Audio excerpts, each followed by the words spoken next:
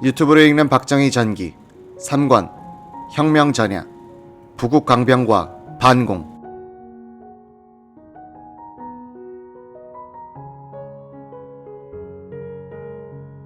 박정희 혁명 계획의 핵심은 1961년 4월 19일 혁명 1주년 기념일에 대규모 시위가 발생할 것이고, 이를 진압하기 위해서 수도권의 부대들이 폭동 진압에 동원되면 이미 포섭한 장교들에 의해서 이 부대가 쿠데타군으로 돌변 정권을 전복시킨다는 것이었다.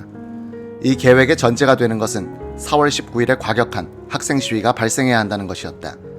혁명 모의 세력은 학생들을 포섭해 시위를 일으키도록 하는 이른바 데모 유치 공작을 꾸민다.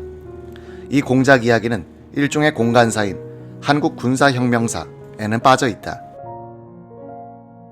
이 혁명사의 원본이 된 비공개 혁명실기에는 적혀있고, 이낙선의 혁명 참여자 증언록엔 자세히 그 경과가 실려있다. 혁명사가 발행될 때는 박정희 윤보선 후보가 대결한 제5대 대통령 선거 투표일을 앞두고 있어 쿠데타를 일으키기 위해서 학생들을 선동했다는 내용을 빼버린 것으로 추정된다. 혁명 실기는 데모 유치 공작이 김종필 중령과 박종규 소령에 의해서 주로 이루어졌다고 적고 있다. 국방부에서 근무하고 있던 박 소령은 미국 보병학교에서 유격 특수교육을 받은 경험이 있었다. 김종필은 평소 자신의 은혜를 많이 입은 박종규에게 특명을 내렸다. 3월 초순 박종규는 우선 서울대, 고려대, 건국대 학생들을 포섭해 의식화하는 일에 착수했다. 영어를 꽤 잘하는 박종규는 알고 지내는 터키계 미국 여성 사이데 양의 신당동 집을 의식화 토론 장소로 빌렸다. 첫 회합은 3월 7일 저녁 8시에 있었다고 혁명실기는 적고 있다. 참석한 학생들은 건국대 정치과 조병규, 이두현, 고려대 정혜과, 김수길 등 학생회 간부였다는 것이다. 이들은 자유토론에서 4.19 의거 학생들의 열망을 배신한 장면 정부를 뒤엎어야 한다는 과격한 토론을 했다. 박종규는 이들의 토론 상황을 미리 장치한 녹음기에 담았다. 박소령은 이틀 뒤에는 10여 명의 학생회 간부들을 다시 불러 모아 의식화 토론을 가졌다. 박종규로부터 학생들의 동태를 전해들은 김종필은 행동대를 조직하도록 지시했다. 박소령은 학생회 간부 5명을 뽑아 각자 10명씩의 학생들을 포섭하도록 지시했다. 박종규는 이들을 일종의 특공대로 만들어 비밀 훈련을 실시했다고 한다. 이런 공작과 포섭에는 자금이 필요했다. 혁명 실기는 당시 비용은 김종필 중령이 김용태의 협조를 얻어 부담했는데 300만 환이 소요됐다. 김 중령도 전역하며 받은 퇴직금 100만 환을 다 쓰고도 모자라 부인의 갯돈까지 동원해 학생들이 데모 때 뿌릴 전단 2만 장을 인쇄했다고 기록했다. 전단의 서두는 이러했다. 학생이여 걸기하자. 4.19의 피가 헛되었다. 이런 사회를 만들기 위하여 피를 흘렸던가. 박종규는 학생들과 자주 접촉하는 자신의 신분을 위장하기 위해서 기자를 사칭했다. 친구가 경영하는 대륙통신사에 가서 이번에 군에서 제대를 했는데 내 취미가 사진 찍는 것이다. 사진을 찍어 전시회를 열려고 하는데 기자증을 하나 만들어주게 라고 부탁했다. 사진기자 박종규는 카메라를 메고 다니면서 학생들을 만났다.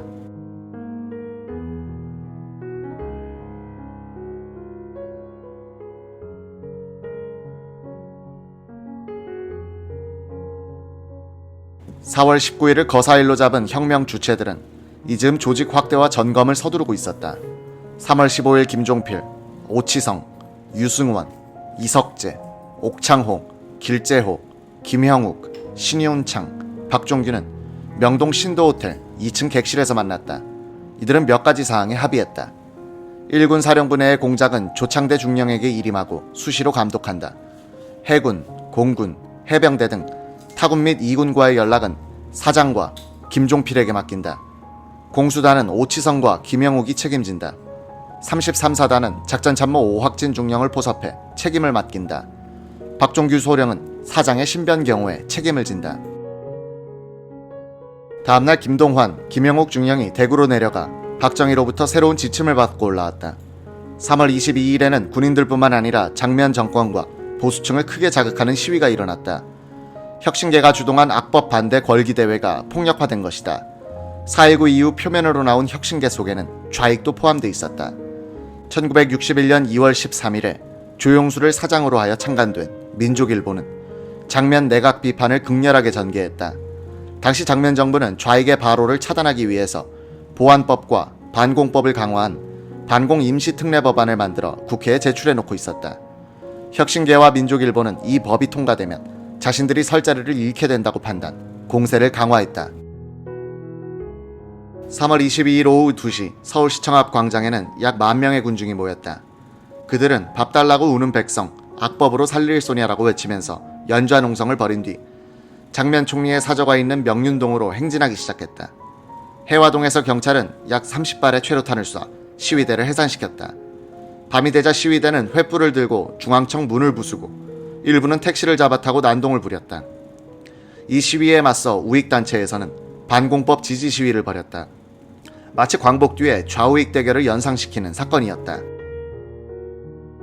그 다음날 김종필과 오치성은 서울 근교에 주둔하는 33사단 작전참모이자 육사 동기인 오학진 중령을 서울 소공동 일식집 남강으로 초대해 자연스럽게 어지러운 시국에 관련한 이야기를 유도했다. 민주당 정부는 반공에서는 자유당보다 더 무능하다. 이대로 가다가는 공산당과 싸워보지도 못하고 저들의 수중에 들어갈 판이다. 조국을 구출하는 일은 우리 장교들이 걸기하는 것뿐이다. 그러면 육군 장성들 가운데서 가장 신망이 높고 양심적인 사람을 꼽아보라. 박정희 장군, 한신 장군, 우리하고 생각이 같다. 우리가 바로 그 박 장군과 손잡고 일하고 있다. 이런 식으로 자연스럽게 포섭된 오학진 중령은 33사단 병력을 혁명에 동원하기로 합의했다는 것이다. 이 무렵 졸업을 앞둔 육사 17기 생도들 가운데서도 쿠데타 계획을 세우는 이들이 있었다. 이 사실을 탐지한 한 장교가 주동 생도를 찾아가서 야, 좀 기다려. 우리가 다 준비하고 있어 하고 말렸다. 정부가 무능하고 만만하게 보이니까 생도들까지 정권 탈취를 꿈꿀 정도였다.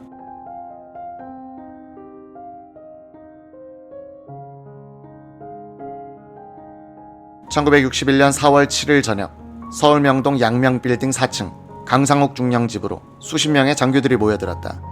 4월 19일을 거산날로 내정했던 박정희 소장은 포섭한 주체 세력 전체 회의를 소집한 것이다. 많은 영관 장교들은 이날 비로소 박정희 소장과 처음 만났다. 비공개 자료 5.16 혁명실기는 이 자리에 참석한 사람들의 명단을 이렇게 기록해 놓았다. 박정희 소장, 김재춘 대령, 이병엽 대령, 오치성 대령, 유승원 대령, 박치옥 대령, 문재준 대령, 김재민 중령, 김종필 예비역 중령, 김형욱 중령, 옥창호 중령, 길재호 중령, 이석재 중령, 김동환 중령, 신윤찬 중령, 정문순 중령, 조창대 중령, 김용건 중령, 박원빈 중령, 강상욱 중령, 이백일 중령, 오학진 중령, 박순권 중령, 최홍순 중령, 정치갑 중령, 홍종철 대령, 이지찬 중령, 이낙선 소령, 차지철 대위. 5.16 거사가 성공한 이후 이들 29명 가운데선 한 사람의 대통령, 3사람의 중앙정보부장, 2명의 대통령 경호실장, 7명의 장관과 국회의원이 배출된다. 이날 회의에서는 4월 19일을 거사일로 결정한 것 외에 몇 가지 중요한 방침을 확정했다. 혁명지휘부의 구성을 작전반, 행정반으로 나누고 작전 책임자는 박원빈, 행정 책임자는 이석재 중령으로 삼았다. 박정희 소장의 명을 받들어 행정반과 연락할 담당자는 오치성 대령, 작전 연락은 강상욱 중령, 이들 두 반을 통합해 조정하는 임무는 김종필에게 주어졌다. 일군 사령부의 조직은 조창대 중령에게 맡기기로 했다.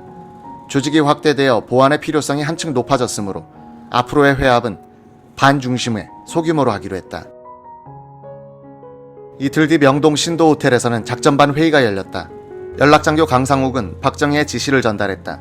중앙청, 반도 호텔, 방송국, 송신소, 육본 등 주요 시설의 점거 계획을 만들고 공수단 병력으로서 총리와 장관 등 정부 요인들의 체포 계획을 세우라는 지시였다. 아울러 가두방송과 전단 공중살포 계획 수립도 지시했다. 행정반은 그동안 이석재 중령이 중심이 되어 계속해왔던 혁명정부의 권력구조 및 정책안의 작성에 박차를 가하는 한편 국민, 학생, 재향군인, 유엔군 사령관에게 보내는 메시지 작성에 골몰했다. 전국 학생에게 고함이란 제목의 글은 거사의 명분을 배신당한 4.19 혁명 정신을 되살리는 것에 두었다.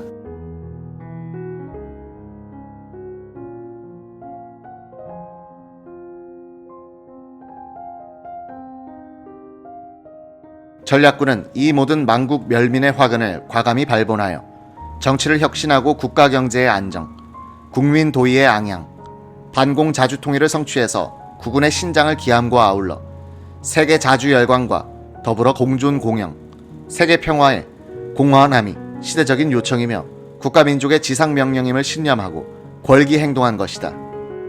행정반장 이석재 중령은 한때 고시 공부를 한 적이 있어 그 법률 지식을 아주 요긴하게 쓸 수 있었다. 그는 도서관을 누비고 신문을 참고하며 명치 유신 등 외국의 혁명 사례들을 연구했다. 4월 초 그는 서울대학교로 한태연 교수를 찾아갔다. 고시 공부를 할 때 한 교수의 저서를 달달 외우다시피 했던 이석재 중령은 세상 돌아가는 이야기를 주고받으면서 생각을 떠보려고 했다. 한 교수는 우리 사회에 무엇인가 큰 변화가 있어야 한다는 데는 공감하면서도 군인들이 집권할 가능성을 아주 낮게 보고 있었다. 그때 장면 총리가 여러 차례 쿠데타 계획에 대한 정보 보고를 받고도 신속히 조치를 취하지 않은 이유 중에 하나로 민간 정치인들의 머릿속에는 군사 쿠데타에 의한 집권이란 개념이 아예 들어있지 않았다는 점을 들을 수 있다. 조선조 개국 이후 정치를 독점해온 문민 정치인들의 입장에서는 군인에 의한 정변은 외국에서나 있을 수 있는 일이었다. 12세기 고려 무신의 날이란 단 한 번의 군사정변밖에 없었던 우리나라의 정치 생리에 비추어 군인의 무력을 앞세워 정권을 장악한다는 것은 그들의 상상력 바깥에 존재했다. 이석재가 혁명 이후의 국가구조와 정책을 그리는 데는 박정희와 김종필로부터의 지침과 제안이 뼈대가 됐다.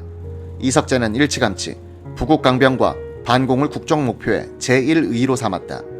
이중령을 비롯한 주체 세력의 태반이 공산당이 싫어서 월남한 장교들이었으므로 노골화된 좌익 활동에 대한 반응은 유달리 예민했다. 이석재가 계획서를 만들고 있을 무렵에 김포 해병여단 소속 장교 2사람이 한낮에 종로 뒷골목에서 깡패들에게 몰매를 맞는 사건이 일어났다. 이 소식을 들은 해병여단에서는 트럭 2대의 군인들을 태우고 달려와 종로 일대를 포위하고는 깡패들을 잡아내 개패듯이 두들겼다. 경찰력이 약화되니까 곳곳에서 군인들과 깡패들이 격돌하는 풍경이 벌어졌다. 이석재는 깡패 속탕을 혁명 후 사업 리스트에 올렸다. 혁명 후의 국정방향 수립에 참여한 박정희, 김종필, 이석재 3사람은 일본의 자주적인 근대화 혁명인 명치 유신에 대한 이해가 깊었다. 자연히 국가 근대화란 말이 혁명 이념으로 등장했다. 당시 제3세기에서 유행하던 군사 쿠데타의 대부분은 민족주의를 명분으로 내세웠다. 반면 박정희는 근대화, 즉 경제발전을 핵심 목표로 하는 혁명을 추진한 점에서 특이하다. 박정희는 1951년 6.25 동란 중에 이미 공산화를 막기 위해서는 빈곤 퇴치뿐이다 라고 말하곤 했다. 5.16 혁명의 특이점은 민간 정치인이나 관료 출신도 아닌 군인이 경제개발을 혁명의 중점 목표로 설정한 점이다. 박정희는 정치적 문제의 근본이 경제라는 점을 이해한 사람이었다. 그가 한때 사회주의에 경도됐다가 배우고 나온 점이 하나 있다면 경제란 하부 구조가 정치, 문화 등 상부 구조를 지배한다는 시각이었을 것이다. 국가재건 최고회의와 경제기획원, 그리고 중앙정보부 설치는 김종필의 발상이었다. 정보장교 출신인 김종필은 미군으로부터 미 CIA에 대한 강의를 여러 번 들었다. 그는 여러 정보기관을 통합, 조정하여 국가적 차원의 정보 판단을 할 수 있는 기관으로서 CIA와 같은 국가정보기관의 설치를 생각했다고 한다. 아울러 혁명을 뒷받침할 무서운 기관으로서 수사권을 부여하기로 했습니다. 혁명이 끝나고 민간 정부가 세워질 때는 수사권을 분리시켜 FBI와 같은 기구를 만들고 국가 안전에 관한 수사를 전담시킬 생각이었습니다.